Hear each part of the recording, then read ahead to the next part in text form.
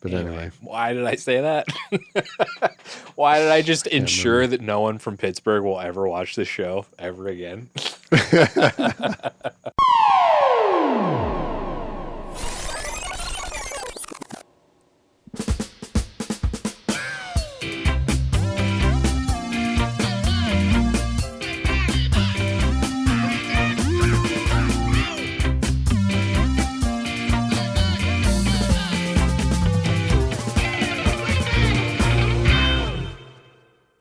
Hello.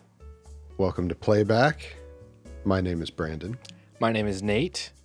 Today, we are talking about the Steel Pulse album, True Democracy.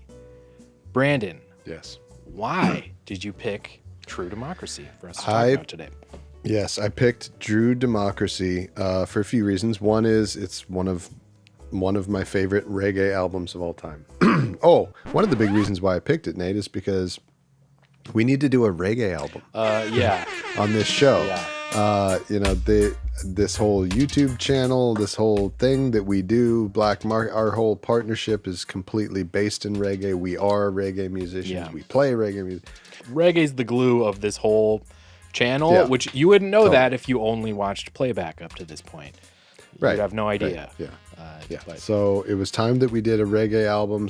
And I wanted it to be a good one and an interesting one. And I wanted it to be something that's a bit more thought-provoking than what we've done already on the show, which is, here's a great album that everybody loves and it's objectively good. Right. So let's talk about why it's good. Right. Let's do Bob Marley, Catch a Fire.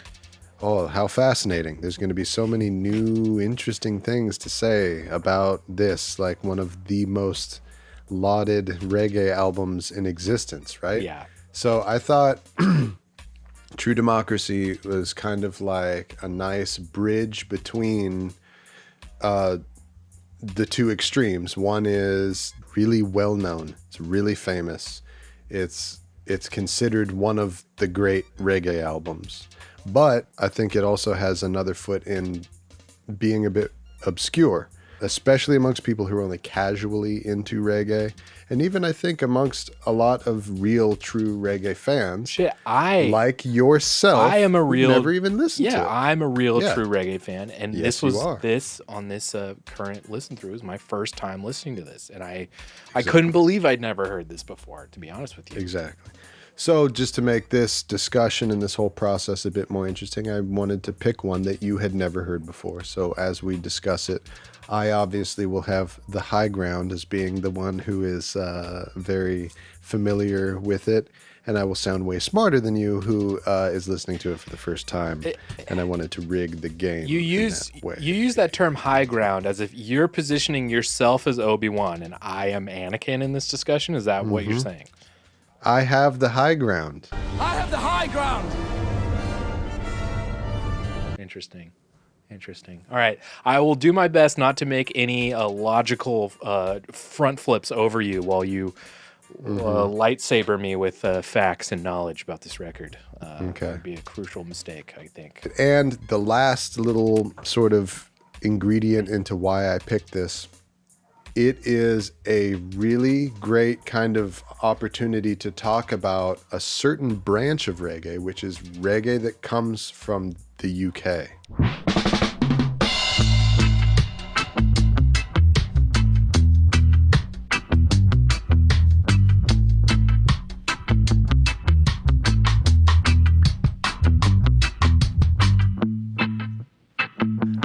Because I really think that a lot of reggae fans don't know that Steel Pulse is not from Jamaica. Yeah. Which, honestly, if you took a look at these guys, you'd probably be forgiven. I mean, they're in the full dreadlocks. They're like full-on Rastafarians, these guys. So you would naturally assume that they're from Jamaica, but they're not. Yeah, I mean, Steel Pulse is one of the most well-known... even if people haven't heard the music a lot, they are one of the most recognizable names. They're one of the most famous names in reggae. Big time. They were, if I'm not mistaken, I think they were the first, and for the longest time, until the recent one when Soja won the Grammy for Best Reggae Album. Mm-hmm. I'm pretty sure for the longest time, Steel Pulse was the first and only act not from Jamaica to win the Grammy. I believe that is correct. For Best Reggae Album. Yes, that's correct. And it's just like kind of a segue and a chance to talk about reggae that comes from the UK in general, because it's more than Steel Pulse. Yeah. It's a whole topic and a whole like branch of the history of this music that I thought it would be cool to talk about. That's why I picked it. Very, very cool. So, having listened to it, what were your impressions? What did you think listening to it? Yes, it was the first time listening to this album all the way through. No, it was not the first time hearing these songs, because I realized while listening, this is how okay, again, I'm fucking dumb as fuck. All right. I love how this is becoming like a theme. Once again, of this show. I'm listening to the album and I'm like, once again, around the flag, around the red flag. Like, I'm listening to these songs. I'm like, why do I know these songs? And I'm like, holy shit, I've seen Steel Pulse before. Like, I've seen Steel Pulse live, and it was awesome. And it was like flooding back to me. I'm like, oh my God, yeah, it was at Avila Beach and it was fucking amazing. And like, dude, half this album was like a staple of the concert. So like, yes, which is ties into like a big part about this music that I think is what makes it so great, is how great it is live. But yeah, listening to this album for the first time, you know, it's kind of, I mean, it's excellently recorded. The songs are absolutely amazing. You can hear, now that we have the benefit of hindsight, listening to this album that came out in 1982, you can hear all the reggae that is birthed from this album. Like, there's so much reggae that comes from this record, you know, like that is a direct, like child, you know, or it comes directly from this record. And also it's very like timely, it's very topical, but it's so danceable. It's kind of like the sugar that helps the medicine go down a little bit, which I think is awesome and is a great way to proliferate those ideas that they're singing about in this record. But I sometimes worry that you know, maybe some of that gets lost on people, you know, because of how fun it is to listen to. But yeah, so those are my impressions. Brandon, what are your impressions? You've heard this many times. What are your impressions on this listening to this record? Yeah, it's just so fucking dope. Yes, it's so good. The impressions that I got on listening through it again were basically like, with the exception of 3 songs, all of the songs on this album are legendary. They're all classic. Yeah. Like, with the exception of, I would say, Find It Quick and the one that comes after that, Who Responsible, and Man No Sober. Like, they're all part of like the reggae pantheon. Yeah.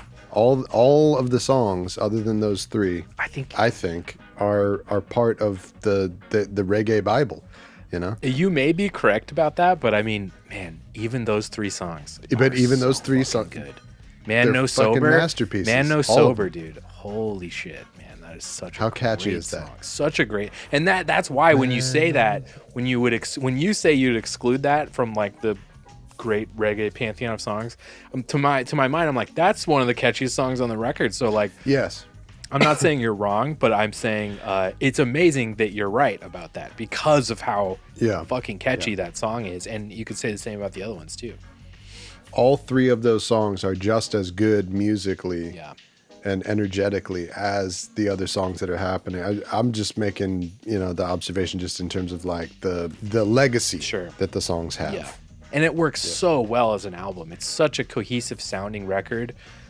The fact that it sounds as good as it does, and it was recorded by Steel Pulse basically independently. They had a producer, but they weren't affiliated with any label. They weren't even signed when they made this record. And they'd had like 3 or 4 records before this one that were like big, good records. But I'm pretty sure the reason why they recorded it in Denmark is pretty much just because like that was the place where they could record it, like the place that like offered them space to record it or something like that.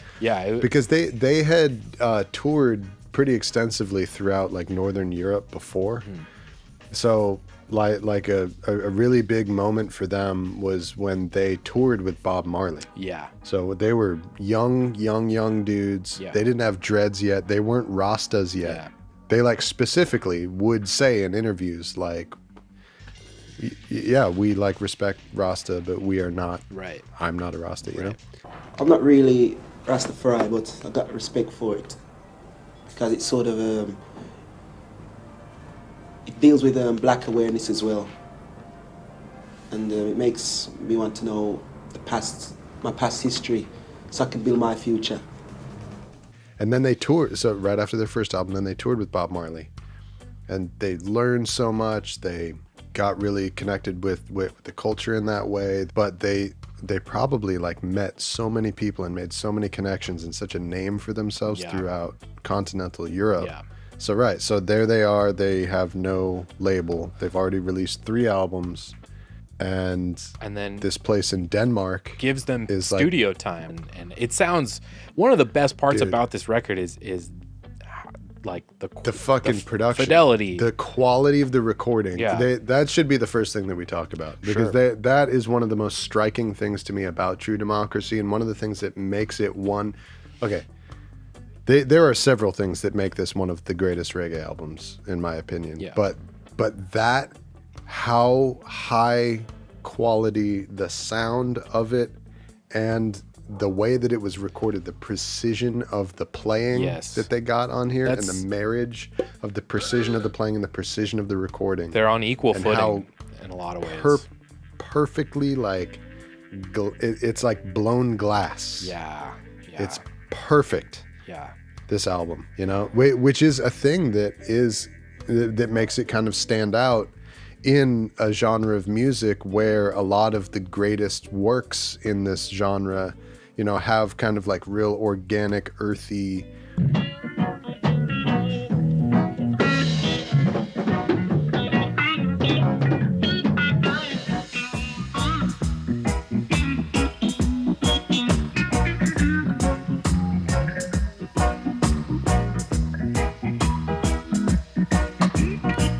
By other people's standards, the instruments may sound distorted, the balance way off.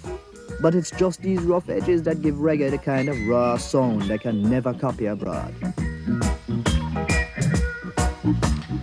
You know, kind of murky, darker, murky qualities to them. Yeah. You know, this is the opposite, man. Total opposite. And yeah, like just like what you said, like some of the best reggae records ever made are like, you know, by like Lee Perry, who like, talk about someone who could not give a shit about fidelity, which is just like how pristine it sounds. You know, that was not his end game, really. He was much more about vibe and big picture and arrangements and he had a different focus than that. Like on a technical level, it's like Steely Dan or something. Yes, like, dude, it's fucking Steely Pulse. Steely Pulse. Holy shit. Steely Dan, of course, for anybody who doesn't know, the rock and roll band that is renowned for just being up their own ass with obsession about precision in their recordings, right? And this you might as well say the same about this record, is because it sounds that good. And that's literally one of the first things I would compare it to. Outside of reggae would be like Aja. It's a good comparison. Is that how you say it? Asia. Yeah. So like literally one of the first things. Asia. Sorry. So yes. Wait, what are you saying about Aja? So Asia. I thought you were trying to fuck with me and get me to say it wrong again. You were trying to get me to say it wrong again. Yeah, no, it's called Asia. Okay, yeah. Sorry. I just want to say that clean so I can edit, because I know I'm going to edit myself saying it 900 ways if I don't.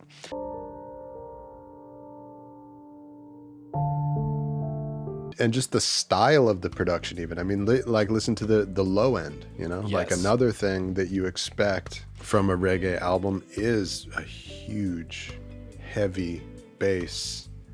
You know, the low frequencies in the recording being massive. And on this record, it really isn't. No, it's tight. It's well contained. Everything kind of finds its own sonic space really, really naturally here. It's not an overwhelming dub low end sound at all. It's like, this sounds like a really tight band, you know, and that's what it was. That's what they were. Oh, dude. Okay, so yeah, next thing is them as musicians. Yeah. Steel Pulse as musicians. So like we said before, they grew up in England. They didn't grow up in Jamaica. Yeah. And in researching for this discussion, I was trying to find an answer to this thing that I've been wondering about Steel Pulse since I first heard them, which is where do they get these other musical influences and these musical ideas that they are bringing into reggae, which are not present in Jamaican reggae. Oh, yeah. At all, right? There's all kinds of like really sophisticated high levels of music theory. Yes. That is happening in what they're playing and the way that they write their songs and the way that they structure things and like the transitions that they make.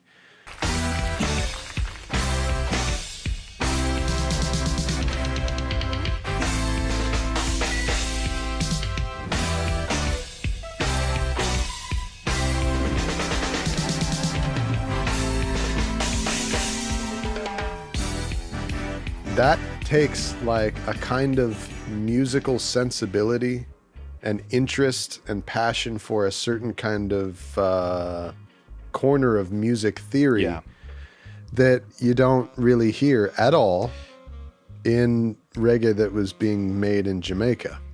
And I couldn't find where Steel Pulse gets that from. Like their contemporaries at the time were all punk bands. They were like The Clash, the Sex Pistols, you know, they were big into one of the initial like Rock Against Racism concerts, which was like a huge thing for all the punk bands back then.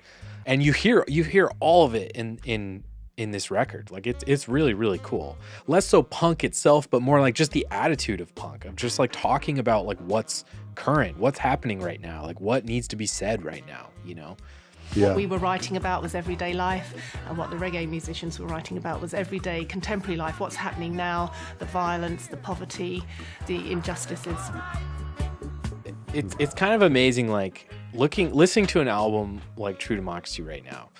Like we've never, definitely not in my adult life, have I ever experienced so many people caring so much about social justice and issues surrounding people's rights than right now. And yet, you listen to an album like this, and you're like, this is exactly what's absent from music right now.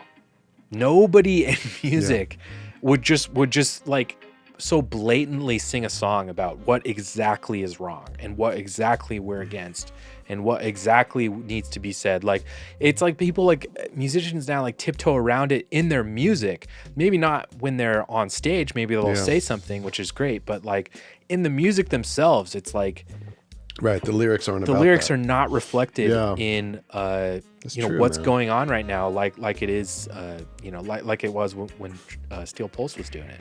Like for instance, I saw this clip the other day, and it was like, and okay, before I completely sound like an idiot, I don't know, I'm ignorant to this person's music, but I've never really listened to Doja Cat, but I know she's like an up and coming big pop star, right?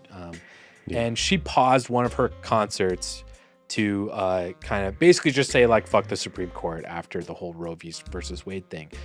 And I'm like, that's great. But then in my mind, I'm like, okay, here's how this went. She sang a song about like what, like being in the club or something. Pause, fuck the Supreme Court, and then resume the show back to like singing about being in the club or relationships or wherever the fuck. It's about butts. Oh. Yeah, it's about butts. And what sort of? In it's just about butts. Whatever contemporary thing that people sing about. And it's like, hey man, why don't we write songs about this stuff? Like, what the fuck's going on? Why are we not writing songs about this shit? You know? Especially at a time when like labels and like record labels are like, as far as like their control and power goes, it's at an all-time low. They've never had less control and less power over like what artists do with their music. So it's like, so like, what are you doing? This is the time when we really could be doing you could be saying anything you want to be literally saying. Say anything you want to do. And I don't mean to like call out Doja Cat like she's did something wrong. She did. Yeah, I'm just using her as an example. There's nothing wrong with But singing about the club and, Yeah. and in between saying what you feel. Exactly. There's nothing wrong with that. Right? Totally. It's not her responsibility. No, and it's great. Totally on Doja Cat's shoulders. No, and it's great she used her platform for that. But she's just like, Right. it was just an example of a problem that's indicative everywhere. All musicians are doing this right now. Nobody is just saying what needs to be said, and it's like, yeah, it's kind of crazy, you know.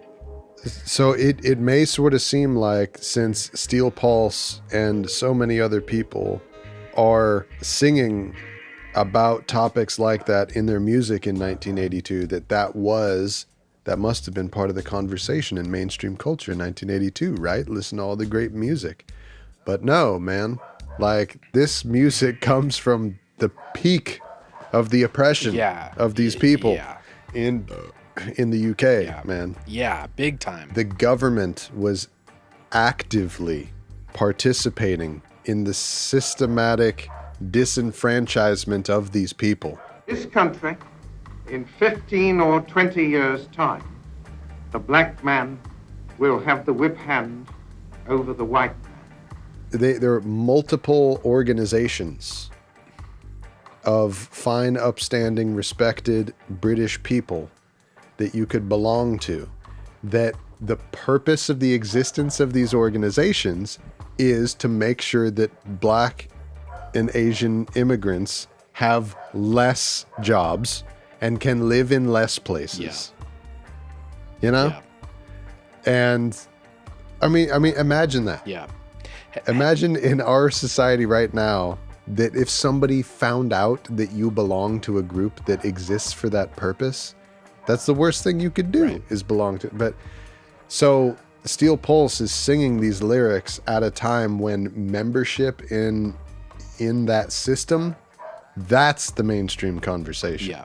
The mainstream conversation is black people are not allowed to work here. Black people are not allowed to live here. Right. Specifically said on the signs, on the walls. Yes. Apartments for rent. Well, flats for rent, I guess, because they're flats for rent.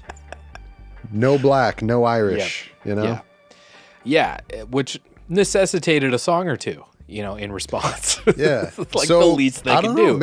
Maybe people aren't singing about it because it isn't, it's being handled like it's not like news. It's not dangerous to say that. Right. You know, which is kind of like how it feels now when somebody says on Instagram, you know what? We really need to change. We really need. We should really do something different. It's like, It's like, we know. Well, yes, right, yeah, very, very insightful. Yeah. But dude, in 1982 in England, fucking yeah, that was actually like a thought-provoking thing to say. Yeah, they weren't even liked among some of their like reggae peers at the time. Like they were banned from several clubs in the UK. And like, you know, a lot of UK reggae at the time, I don't think had as heavy of a like a Rastafarian bent as these guys did. And that really did kind of make them stand out. I mean, when I think of like UK reggae, and feel free to correct me if I'm wrong, but when I think of UK reggae, I think of like the Specials. You know, I think of like second wave stuff, you know, where it's like second wave ska. Yeah, second wave ska stuff, two-tone type music, where it kind of harkens back to the very, very earliest days of reggae, like way, way before any kind of major ideology like Rastafarianism or anything like that entered the fold. It's kind of like how punk was like hey, we're tired of these dinosaur Rolling Stones and we're tired of prog rock. We just need to get back to like 3 chords rock and roll, like 1955. You know what I mean? Like, so, and I feel like a lot of reggae in the UK at the time, it was similar in that sense. It was like a return to, you know, kind of the old styles. This is good. This is really good. So like you bring up, okay, the whole two-tone movement, the two-tone scene, you know, the Specials, the Selector, Bad Manners, Madness. Yes, all these. The Beat, or the English Beat as they're known over here. Okay, so Jamaican culture was a big, big, big thing in England at the time because there's this thing called the Windrush generation. Okay.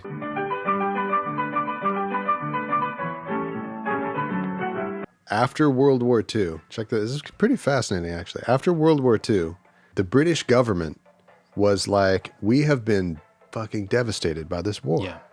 We've been bombed.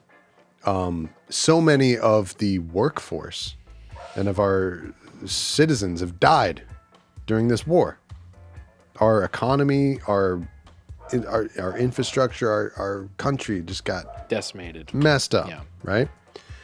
So one of the things that they did for the purpose of revitalizing the economy and revitalizing the workforce and providing like people to make the machine of the country get going again was they passed this law that made there be only one kind of citizen across all of the British Empire. Wow. And the former British Empire, which is all the places that Britain ever colonized except for America, the USA. And so that meant that every person who lived in any one of the British colonies or former colonies is now a British citizen, just like a person who was born in England. Ah.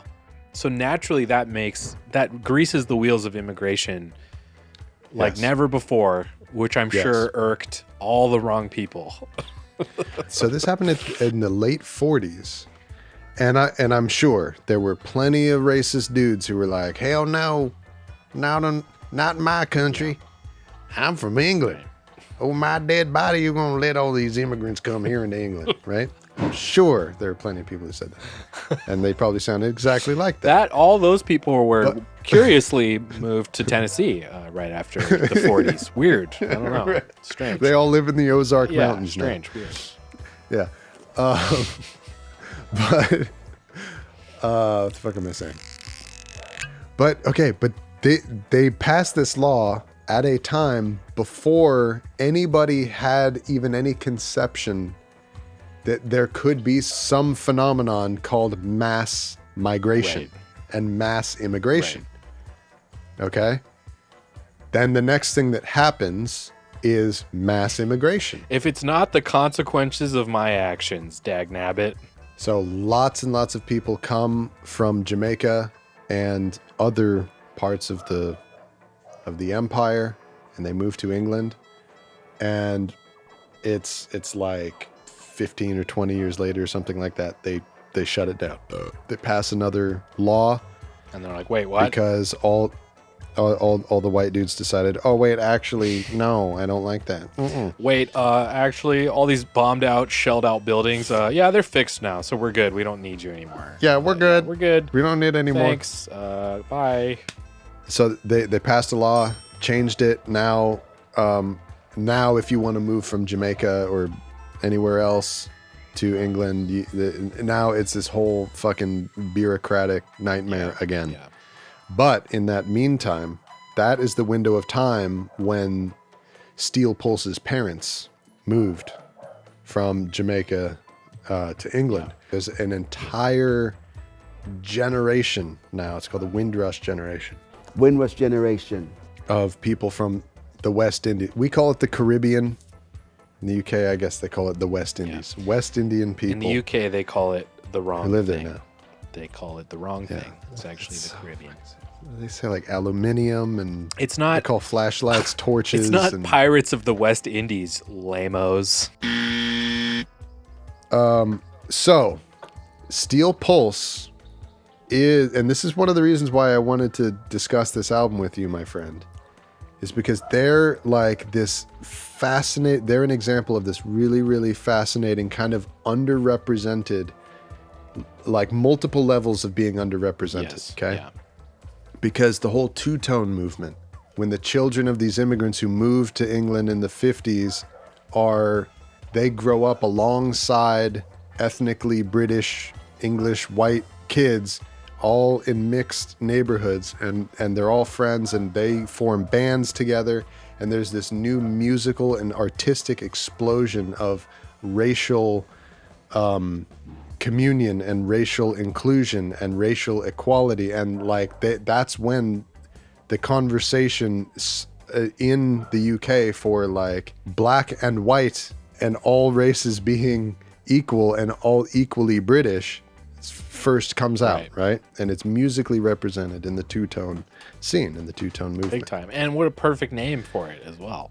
Exactly. That's why the whole black and white checkers thing comes about.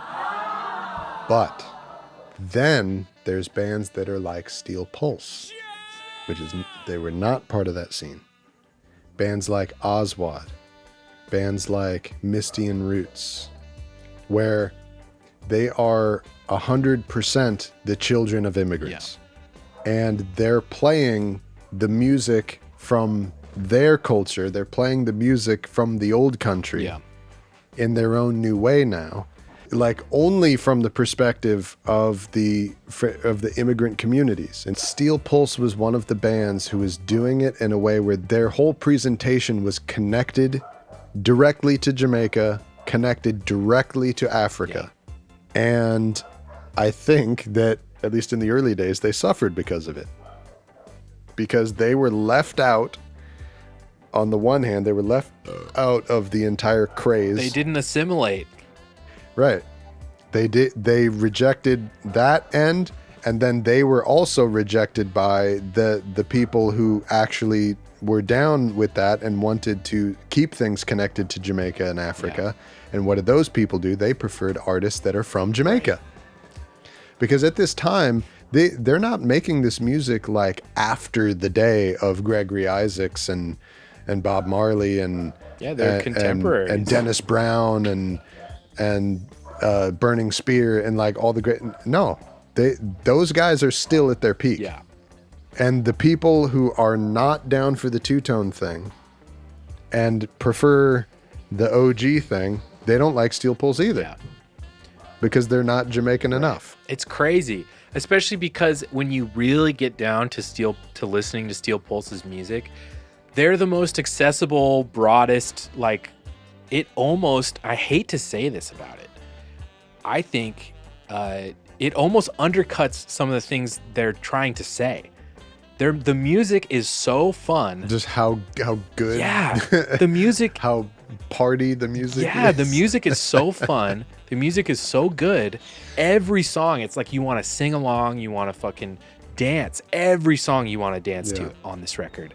Because like I said, when I had the big dum-dum moment of realizing I've heard these songs before, and remembering the concert I saw of them, and it's just like, you know, I can say with confidence, very nearly nobody was taking in the message they were singing beyond a very skin deep, like surface level.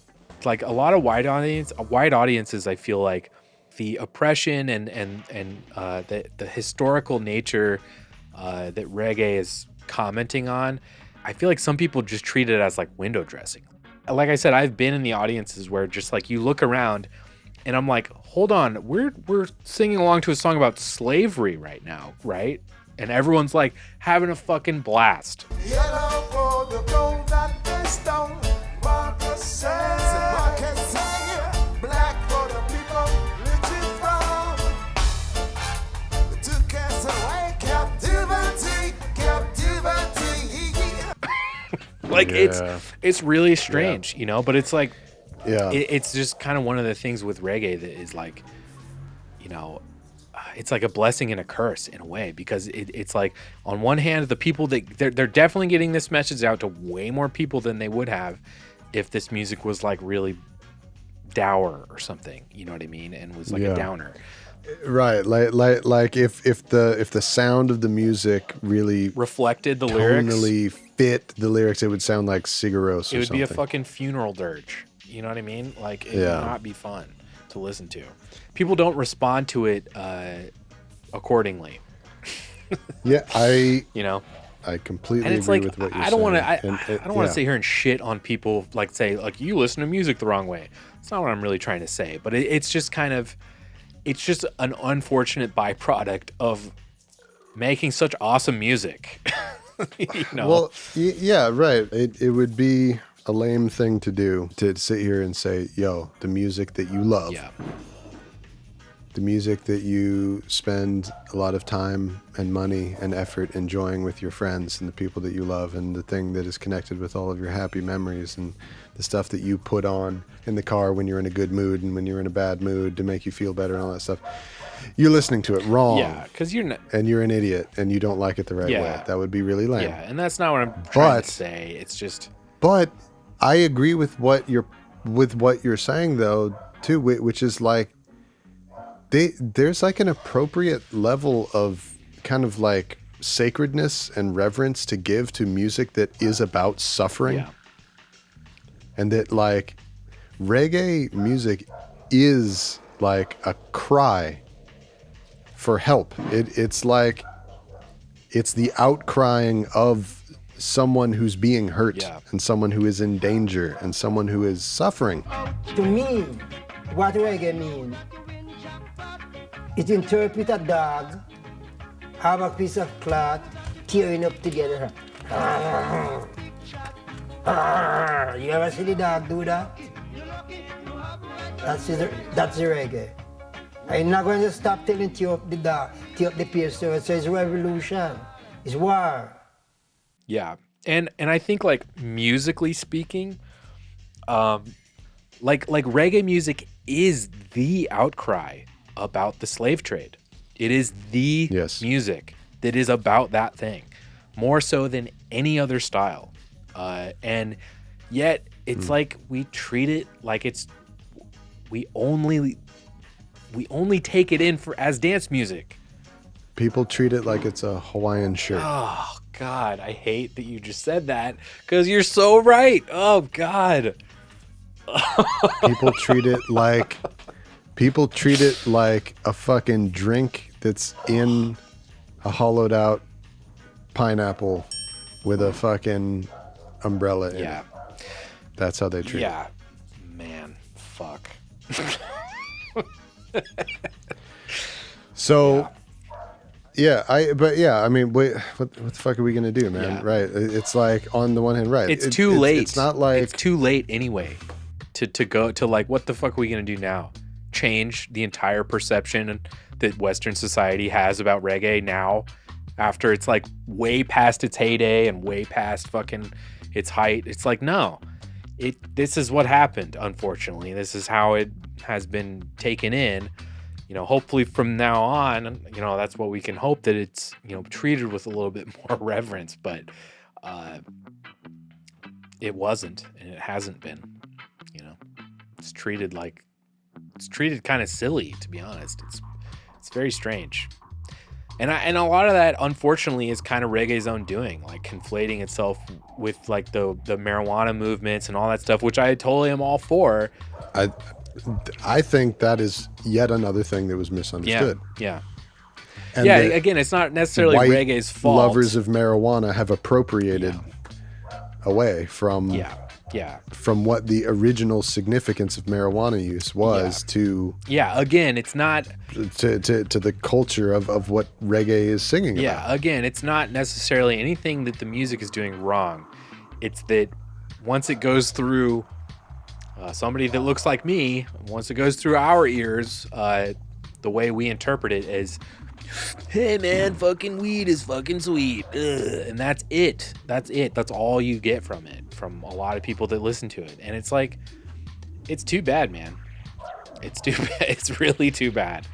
It's such beautiful music, man. I mean, not every song on True Democracy is political. Not all of them are. Leggo Beast is, about a bad news lady. Bad news promiscuous woman. Man No Sober, obviously, is about me and Brandon, specifically. About how we're drunk idiots.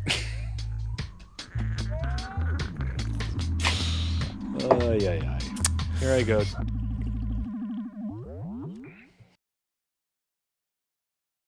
So we got to talk about the biggest, strongest, greatest song on this record. One of like the greatest songs ever fucking written. Okay, let me guess which one. Which song do you think I'm talking about? Which song would I be like? Not even within reggae, just period. I think the greatest fucking songs. What do you I think you're talking about, and forgive me if this isn't the title of the song, but "Rally Round the Flag."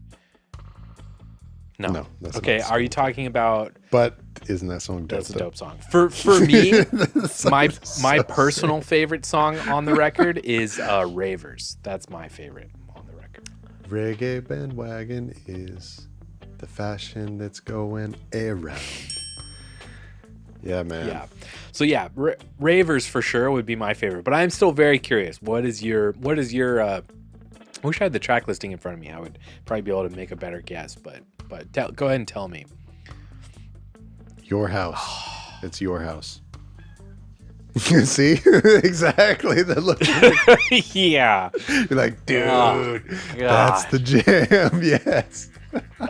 You're right. That is. See, okay, because a song like like Your House. Let me go ahead and begin and tell you. Let me tell you why you love Your House so much. Tell me about Your House, man. A song like Your House, there are songs that like they transcend style, right? That Your House does not need to be a reggae song for it to be a great song. It happens to be soul. It is music. Yeah. It happens to be a reggae pure song in its original form, and we love it for that reason. But it is. You know what it reminds me of? You know that feeling of like Leonard Cohen's song Hallelujah that feels like this song was written in the 1500s. Well, it goes like this: the fourth, the fifth, the minor fall and the major lift, the baffled king composing hallelujah. You know, Your House is like that. Yeah.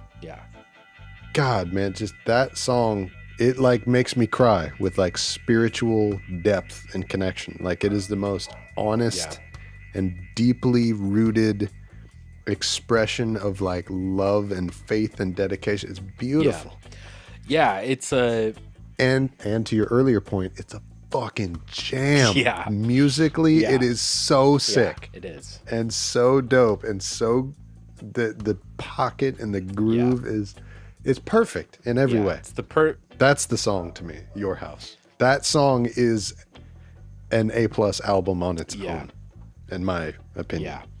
Beautiful song. I had kind of a funny I'm curious your thoughts on this. There's something about what they did with this record that to me speaks to how important this record really is, which is this record bought reggae as a style another like 30-40 years of like popularity, because when you go see reggae shows now, oftentimes it's like, I want to call it like stadium reggae. Yes, I know exactly what you're talking about, dude. And that is this album. This record is in a lot of ways the first like stadium reggae album, which is like, it's maybe it wasn't intentionally done this way, but the result of it is every single song is meant to be played in front of like 10, 20, 30,000 people. It's meant to have the entire audience singing along. It's meant to be super danceable, super fun. The whole set, every song is really fun. And on top of that, there's still room for there to be just insane extended jams or dubs or whatever the fuck. To extend the life of the set or the show or whatever. And like when I go see reggae shows, especially bigger reggae shows today, this is what it sounds like. That's standard. That's normal. That's normal. Like you have to have that as part of your show. It feels like this record. You know what I mean? It doesn't necessarily feel like Bob Marley or fucking the Wailers, or because they didn't do that. Yeah. I think had they been around longer, they definitely would have. That's the contribution of these British reggae bands into reggae. I think they were the ones I think so too. who brought the stadiumness to all the whole rest of the world's worth of reggae. I think naturally it makes sense. I mean, look at because like when you think of Steel Pulse, their contemporaries weren't bands in Jamaica. I think in listeners' heads maybe they were, but when they sat around in Birmingham and were like, "Hey, let's go play a gig this weekend," they weren't thinking about playing a gig with fucking Bob Marley necessarily. They were thinking about playing a gig with The Clash. The other two biggest artists from Birmingham are Steve Winwood and Black Sabbath. Yeah, there you go. There you go, dude. And half of Led Zeppelin. You know, like I didn't realize Black Sabbath was also from Birmingham. All I remember is that Black Sabbath was from a shithole. Which is why they became Black Sabbath. It was like a reflection of how like industrial and shitty and fucked. It's an industrial city. Yeah. I'm pretty sure. Here's the part where everybody from England like rolls in. Oi, rolls in the fuck comments. you! Oi, Yeah, oi, fuck fuck you. But okay, Birmingham is the second biggest city in England. Okay, it's the second city to London. It's like as far as I understand, it's like the industrial one, right? Lots of steel, lots of like manual labor industry going on there. Millions and millions and millions of people. Working class struggle. Right, working class city. I mean, it sounds to me like it's like the Pittsburgh of England. Yeah. But if Pittsburgh was the second biggest city in the country, right? Which it's not. But that kind of a sorry vibe to it, Yins guys. So. It's not that big. Yins guys. Someone isn't it just Yins? Whatever. I don't know. Yeah, it's probably just Yins. Whatever. I had someone from Pittsburgh. Here's the part where all the fucking Pennsylvania people get in the comments. I don't care because I have a friend from Pittsburgh and they tried to tell me It's okay. with a straight face. They were like, "Oh yeah, we say you've never heard Yins," and I was like, "Stop, just stop." Just stop it. Quit fooling around. This isn't funny. The Pennsylvania this isn't people, funny. It's not. It's not like saying, "Dude." It's not the same. Okay. It's not at all the same. Everybody from New York or Boston or California or Chicago or from the South, like everybody is aware of all of our slang. And it's all fine. And Pennsylvania has a whole bunch of their own thing, but nobody cares. And nobody cares, Like, and nobody likes wants it, and to everyone know. wants it to stop. Because as soon as you hear it, it's fucking awful. Don't. Right. You meet somebody from Pennsylvania and they tell you about all their slang. Like, It's hard. Like these Johns over there. And it's like, I've never heard that. Well, cool. You want to start saying it with me? No. I'm not going to say you that. guys keep it. No. You guys keep it with your Yins Stillers. keep it. With your Steelers or however you say it. Fucking keep that shit over there. You guys can have dude. You guys can have hey, you guys can have bada bing. Hey, whatever. You know, we don't care. We all don't care. But we don't want any of your stuff though. Just keep it in Pittsburgh. Man. Oh, by the way, one of like the hugest shows in the history of America was set in Pennsylvania, The Office. Yet it's not reflected out. It doesn't feel like Pennsylvania. How much do they use Pennsylvanian Zero. slang, culture, anything? Zero. No. Because it's a direct reflection of how much America wants that slang in its life, which is not at all. That tells the whole We don't story want it. right there. Stay there. We don't want your slang. It's weird. Poor sons of bitches. No Sorry, luck. everybody. No luck. Yeah. God, now though, Right. imagine Okay, Michael you're Scott saying Yins like every episode. Exactly. they had the biggest platform. Yeah.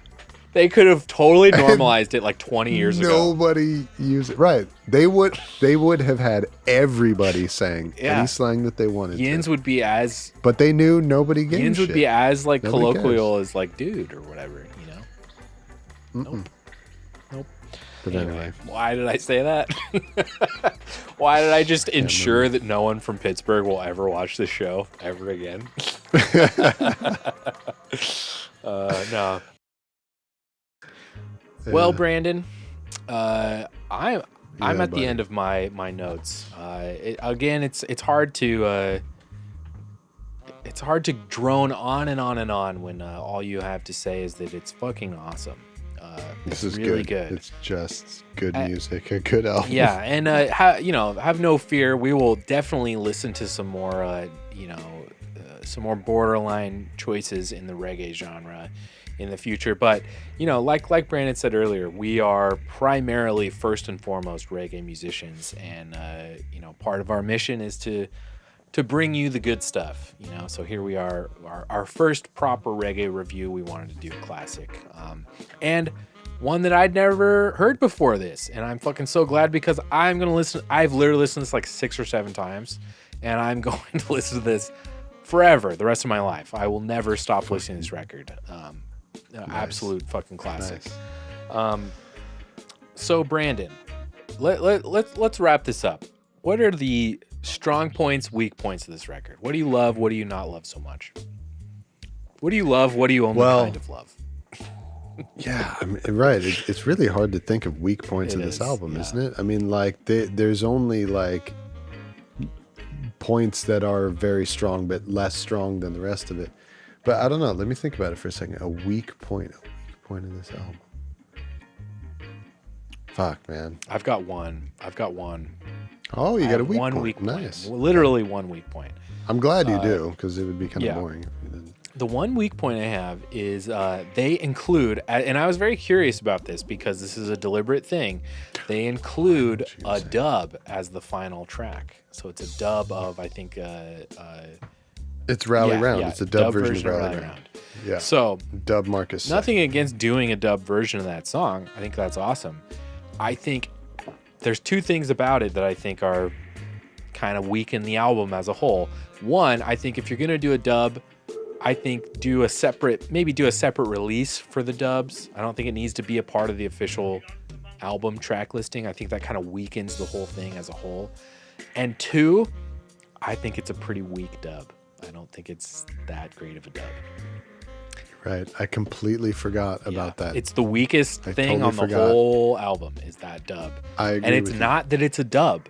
It's not that because dude, I fucking make dub. I love dub. You are Mr. I love Dub, making dub music, right? Who is Nate without dub? I love making dub music. And it's like, it's really fucking, I'm sitting on my high horse here saying something like this is not very good, but like I'm telling you, it's kind of not actually that good. Yep. You know, there are just certain aspects of it that you can hear that are just, it sounds like someone who's never done it before. Maybe I'm totally off base with that and maybe I'm totally wrong, but it doesn't sound like a very experienced dub producer doing this. To me, it sounds like one of the fucking Dutch guys did it. Anyway, so yeah, I think that's the one thing, and I'm just being so nitpicky with that too. That's a good call, though. No, you're on point by saying that. I agree. I forgot about that track. So, Brandon, closing thoughts. True Democracy. It's fucking dope. What are your closing thoughts? So, I think this album, True Democracy, was the perfect album to carry the torch of reggae forward into the 21st century after Bob Marley died.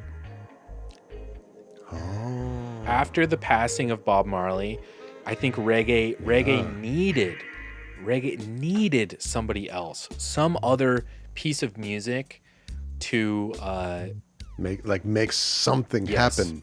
Like something. Because if he died in what, 80, 81? Yeah, 81, I want to say. If it wasn't for an album of this caliber, reggae might as well have just died with Bob Marley. You know. Wow. You know, it may have has just died along with him, because in a lot of people's minds it would have. But when you listen to this record, you hear this music reflected in reggae today. This is what you hear, right? From every other contemporary band that is making reggae music today, you know, and touring with it. Dude, you know, you just made me realize something. You're making me realize that modern reggae artists all around the world, they think that they are influenced by Bob Marley, but they're not. They are influenced by Steel Pulse. Yes. And they don't even realize that. Look at me. Take me as an example. I've never heard this before. But you weren't even aware of how much the guitar playing and the solos that you would be playing over reggae. Yes. It's here. It's in True Democracy. It's here. So yeah, it's enabled reggae to proliferate and and to survive. Proliferate. What did I say? Yeah, it's afforded reggae the ability to survive. Man, no soba. No. Watch him as he topple over. Dude, by the way, that part, I forgot to point out that part. Speaking of their musicianship and their precision and like the elevated concepts of music that they bring in, there's a name for this musical concept, which I can't think of it right now. Flash it on the screen right now. Where you make something sonically or musically happen that reflects what is happening in the lyrics. Oh God! Like for example, like you're playing a song. We just talked about and this. it makes my heart stop, and the band stops. Brandon, right we there, just or talked about this like weeks ago. We just talked about what this is. But Steel Pulse that's like an elevated, super hoity-toity musical device to use. Steel Pulse does it on True Democracy in the song Man No Sober when he's talking about the drunk dude trying to walk and he says watch him as he topple over, like the fucking drum fill that's all out of time. That's so awesome. It's dude. This album is so There's smart elevated. shit going on here. Oh my God. These guys are fucking geniuses, man. Nice. Well, you fucking guy. Son of a fuck.